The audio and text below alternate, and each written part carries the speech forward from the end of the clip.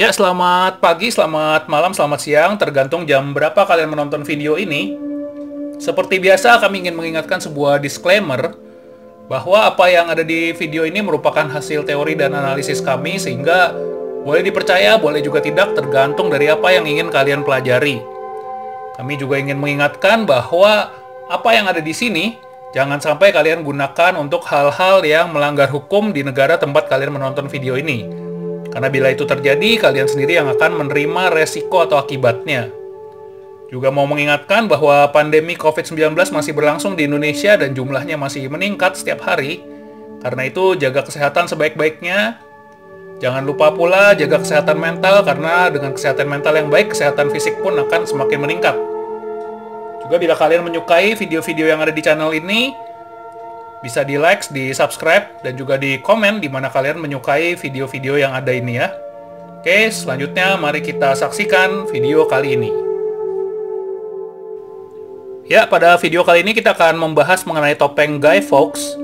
Nah, bila kalian melihat topeng ini, mungkin kalian teringat ya akan wajah-wajah hacker atau orang-orang yang suka bersembunyi di balik topeng ini ketika dia menjadi YouTuber, menjadi seseorang di Instagram yang membuat video-video yang biasanya berisi kritik terhadap pemerintah atau terhadap sesuatu yang dianggap otoriter. Nah, topeng ini juga sangat populer dipakai untuk orang-orang yang ingin berdemonstrasi, terutama di luar negeri. Mereka berdemonstrasi banyak sekali memakai topeng ini untuk menyembunyikan identitas. Dan untuk di kalangan hacker atau di kalangan komunitas internet, ada yang dinamakan anonymous. Mereka juga suka memakai topeng ini untuk menyembunyikan identitas mereka. Dan satu hal lagi, topeng ini sebetulnya bukan hal yang rahasia-rahasia banget atau sesuatu yang nggak bisa diperoleh. Topeng ini sangat mudah bila ingin dibeli, bisa dibeli di toko-toko online, sudah tersedia dengan harga yang cukup murah. Nah, popularitas topeng ini sebenarnya terjadi karena dua hal. Yang pertama karena sejarah dari Guy Fawkes sendiri. Artinya ada suatu sejarah yang berada di balik cerita topeng ini.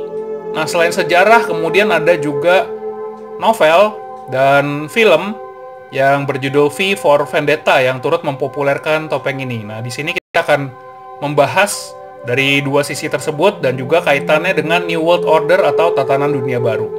Oke, kita lanjutkan pembahasan berikutnya. Baik, kita akan memulai pembahasan kali ini dari sisi sejarah. Guy Fawkes sendiri adalah orang yang nyata, bukan tokoh cerita atau tokoh fiksi. Dia adalah tokoh non-fiksi, tokoh sejarah tepatnya.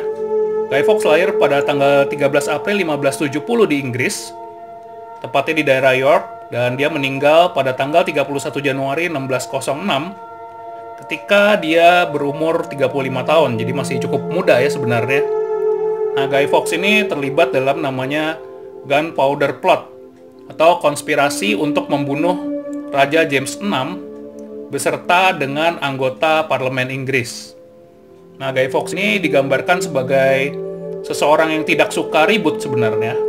Dan dia tergolong orang yang menyenangkan, bahkan disebut cheerful.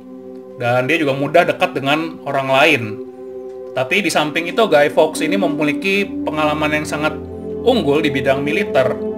Dan dia dibilang jago bertarung sebetulnya ya. Nah, di sini kita akan melanjutkan pada bagaimana konspirasi ini dilangsungkan oleh Guy Fawkes dan kawan-kawannya. Ya, rencana untuk meledakkan gedung parlemen Inggris ini ternyata sudah digagas sejak 1 tahun oleh Guy Fawkes dan kawan-kawan dari bulan Mei 1604 dan akan dilaksanakan pada Mei 1605. Kenapa memakan waktu begitu lama? Karena mereka membutuhkan akses untuk masuk ke gedung parlemen, dan selain itu juga Guy Fawkes dan kawan-kawan ini mereka berkeliling untuk mencari dukungan. Jadi bila rencana itu terlaksana, maka akan ada semacam kudeta besar-besaran ya terhadap pemerintah yang sah saat itu di Inggris. Dan tugas Guy Fawkes ketika rencana dilangsungkan pada 1605, dia bertugas untuk menjaga persediaan bahan peledak yang sudah diletakkan di atas gedung parlemen Inggris. Nah, di sana dia berjaga, dan ternyata ketika itu rencananya ketahuan atau rencana para konspirator ini terbocorkan sehingga Guy Fawkes itu tertangkap dia. Jadi dia tertangkap ketika sedang menjaga bahan peledak yang akan diledakkan untuk meledakkan gedung parlemen beserta raja dan para anggota parlemen. Nah, ketika tertangkap ini, Guy Fawkes akhirnya dibawa untuk diinterogasi untuk memberitahu siapa-siapa saja teman-teman konspiratornya. Nah, di dalam sejarah diceritakan bahwa Guy Fawkes ini disiksa selama 1 harian secara bertahap, dari siksaan yang paling lunak dibilangnya sampai siksaan yang paling tinggi.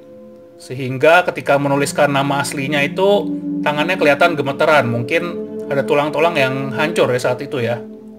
Nah, setelah disiksa 1 harian, akhirnya Guy Fawkes ini mengakui nama aslinya, serta dengan terpaksa mungkin dia harus memberitahu rencana konspirasi yang direncanakan oleh dia dan teman-temannya. Akhirnya Fawkes dan teman-temannya ditahan. Dia beserta 7 orang lainnya, sehingga total ada 8 orang. Mereka semua ditahan bersama, dan ketika mereka melakukan percakapan di dalam tahanan antara sesama mereka, ternyata percakapan mereka ini didengar oleh mata-mata Inggris. Sehingga ketika pengadilan berlangsung dan Fawkes mengaku tidak bersalah, tetapi para mata-mata ini sudah mempunyai bukti bahwa mereka bercakap-cakap, dan mereka itu ketahuan bersama-sama ingin meledakkan gedung parlemen Inggris. Dan ini adalah sesuatu dakwaan yang sangat berat yang ada di mereka, sehingga mereka semua dihukum mati saat itu. Dan ketika hukuman mati berlangsung, 7 orang teman Fawkes itu menjadi yang duluan, mereka digantung, dan Fawkes sebagai orang yang terakhir. Dan pada sampai saat akhirnya pun Fawkes masih berusaha mengaku tidak bersalah, dan dia memohon pengampunan dari pengadilan atau dari yang melaksanakan hukuman. Tapi ternyata hukuman tetap dijalankan. Dan di sini ada cerita lagi bahwa ketika hukuman dijalankan, proses penggantungan si Fawkes ini tidak berlangsung dengan baik, sehingga dia tidak tergantung dengan benar dan dia lehernya patah akhirnya. Nah, setelah kematiannya pun masih ada hal lain yang terjadi, yaitu dibilang tubuh Fawkes ini dibagi menjadi 4 dan ditaruh di 4 penjuru Inggris sebagai suatu peringatan terhadap orang-orang yang ingin melakukan gerakan perlawanan. Namun demikian, sampai saat ini rencana peledakan gedung parlemen itu malah sering dirayakan sebagai suatu hari besar, di mana orang-orang di situ menyalakan semacam kembang api ya. Jadi mereka malah sekarang ini bersenang. Baik, saat ini kita akan masuk pada pembahasan mengenai V for Vendetta. V for Vendetta ini juga diinspirasi dari Guy Fawkes ya sebenarnya ya. Tapi kemudian dibuat suatu cerita yang berbeda dari sejarah si Guy Fawkes. Nah, V for Vendetta ini adalah novel yang ditulis oleh Alan Moore dan digambar oleh David Lloyd dan Tony Ware. Jadi ini graphic novel namanya ya, sejenis buku yang ada gambar-gambar ya mungkin ya. Di Indonesia yang seperti ini nggak terlalu populer banget sepertinya. Tapi di luar negeri banyak yang membuat seperti ini. Nah, ini diterbitkan dari tahun 1982 sampai tahun 89. Bahkan ada filmnya juga, V for Vendetta itu, yang dirilis pada tahun 2005. Jadi cukup terkenal cerita ini. Dan cerita ini berlatar belakang kehidupan di masa modern, di mana terdapat suatu pemerintahan yang sangat totaliter yang dijalankan oleh sebuah partai. Nah, partainya ini pun ada namanya dan akan kita bahas lebih lanjut ya. Jadi dalam cerita V for Vendetta ini, tokoh utamanya bernama V seperti tadi disebutkan. Dan V ini dia memakai topeng Guy Fawkes untuk menyembunyikan identitasnya. Dan dia adalah dibilang seorang anarkis dan juga seseorang yang melawan penguasa yang totaliter. Penguasa totaliter ini mereka tergabung dalam sebuah partai yang namanya Northfire. Nah, Northfire ini dikatakan sangat kejam, menyingkirkan lawan-lawan politiknya, di mana lawan politik itu ditaruh di kamp konsentrasi atau dibunuh. Dan akhirnya si Northfire ini berhasil menciptakan pemerintahan yang disebut Police State. Nah, Police State ini kalau kalian baca 1984 juga sering ya ada konsep seperti ini. Polistate artinya negara di mana sangat totaliter dan mengawasi tingkah laku warganya. Jadi kalau ada warga yang kayak melawan atau oposisi, langsung diciduk dan mereka bisa kehilangan nyawanya. Nah, dalam Northfire Government atau pemerintahan Northfire ini terdiri beberapa cabang dari partai ini, yang terdiri dari ada 6 cabang yang mewakili 6 pengawasan. Yang pertama dibilang adalah kepala, ini melambangkan kepemimpinan. Kemudian mata, ini melambangkan pengawasan melalui video. Kemudian telinga, pengawasan melalui audio atau pendengaran atau suara. Kemudian hidung ini disebut mewakili badan intelijen yang tugasnya melakukan investigasi. Kemudian juga ada jari ini namanya eksekutif. Nah, eksekutif dia terdiri dari polisi rahasia. Mereka biasanya yang beraksi untuk melakukan pencidukan. Kemudian ada juga mulut, yang artinya adalah melakukan propaganda. Jadi, keenam bidang ini mereka memerintah suatu negara dengan sangat ketat. Dan si V ini diceritakan dia adalah tokoh yang melawan cabang-cabang ini.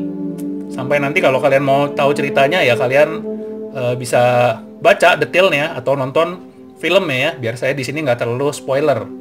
Tapi yang jelas adalah ini adalah sebuah lambang perlawanan sama seperti yang digambarkan dalam sejarah Guy Fawkes. Inspirasi dari cerita mengenai Guy Fawkes ini juga cerita V for Vendetta. Topeng Guy Fawkes ini akhirnya meraih popularitas yang sangat tinggi sehingga penjualannya itu sangat pesat juga. Dibilang ratusan ribu topeng Guy Fawkes ini terjual secara online di Amerika, terutama ketika musim-musim orang ingin melakukan demo. Nah, si Alan Moore sebagai pengarang dari V for Vendetta sendiri, dia sangat senang dan dia juga merasa terkejut tentunya ya ketika popularitas topeng ini berkembang sangat besar. Nah, topeng ini seperti tadi di awal udah dibilang sering digunakan pada beberapa demo ya, terutama demo-demo yang besar di Hong Kong, di Mesir, terus di daerah-daerah Timur Tengah, dan mungkin di Indonesia pun ada ya yang menggunakan topeng ini. Nah, bahkan di sini di dalam sebuah informasi dibilang pada November 2012 polisi Dubai ini memperingatkan bahwa menggunakan topeng Guy Fawkes dengan bendera dari Uni Emirat Arab ini bisa menjadi suatu masalah tersendiri atau disebut sebagai sesuatu yang ilegal. Jadi sampai segitu powerfulnya topeng ini ya. Dan topeng ini sebenarnya juga ada royalti khusus untuk Time Warner yang memegang copyright-nya kalau dibeli di online secara official. Tapi tentunya yang beredar di Indonesia sepertinya kebanyakan nggak official. Mengetahui sejarahnya, jangan lagi sampai kita terlalu mengidentikan topeng ini dengan sebagai topeng hacker ya, topeng Guy Fawkes, karena sebenarnya ini adalah lambang perlawanan terhadap tatanan yang terlalu mengekang, termasuk ketika melakukan perlawanan-perlawanan terhadap grup-grup yang kadang dianggap sebagai elit atau grup-grup yang mungkin ingin menciptakan New World Order. Nah, seperti pada cerita tadi ya, di cerita Guy Fawkes atau di cerita yang V for Vendetta, memang terdapat sistem-sistem otoriter yang digambarkan di sana yang mungkin bisa terjadi saat tatanan dunia baru itu tercapai. Ya, saya katakan mungkin karena kita tidak tahu apakah nanti hal ini akan tercapai atau tidak. Tapi dengan adanya pengetatan pengawasan secara audio, secara visual, bahkan penggunaan propaganda-propaganda di pemerintahan-pemerintahan tertentu, ya mungkin saja hal itu bisa terjadi. Dan ketika itu terjadi, apakah perjuangan untuk melawan itu cukup atau nanti akan gagal seperti di sejarah Guy Fawkes itu.